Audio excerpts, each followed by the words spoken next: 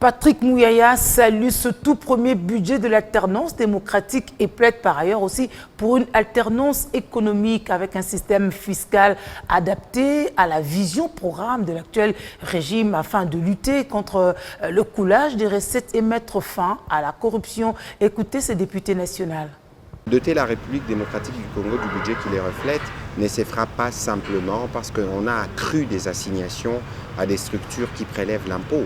Il faut une véritable stratégie qui va assurer que tous ceux qui doivent payer payent, que tous ceux qui doivent être pris par l'État le prenne à travers ces différents services. Donc nous avons dit au Premier ministre, il faut qu'on arrive à une alternance économique. L'alternance économique, c'est elle qui nous permettra de donner aux Congolais ce dont ils ont besoin. Et pour arriver à l'alternance économique, il faut repenser notre système de production.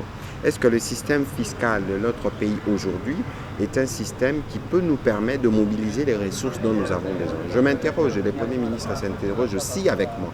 Pour ce qui nous concerne, j'estime que nous devons faire une réflexion approfondie sur la manière de prélever l'impôt. Parce que quand vous regardez par exemple les charges de la douane en RDC, c'est l'une des plus élevées au monde. Parce qu'on y paye la taxe pour les FPI, on y paye la taxe pour les CC. Est-ce que tout cela est de nature à favoriser la mobilisation de recettes pour une économie qui est à 80% extravertie? C'était le premier point de mon exposé. Dans un second degré, nous avons dit au premier que l'urgence aujourd'hui, c'est les jeunes, parce que c'est le poids démographique important, il faut les encadrer, il faut qu'ils étudient. Mais pour qu'ils étudient dans les bonnes conditions, il faut qu'on arrive à mobiliser des fonds. Les structures fondamentales qui façonnent l'homme sont en crise en RDC.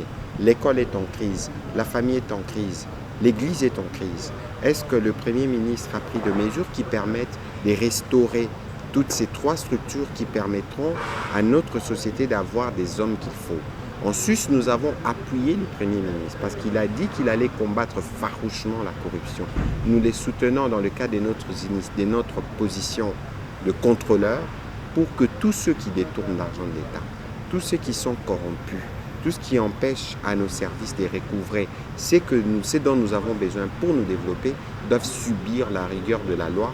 Et de ce point de vue, le Premier ministre peut compter sur notre soutien.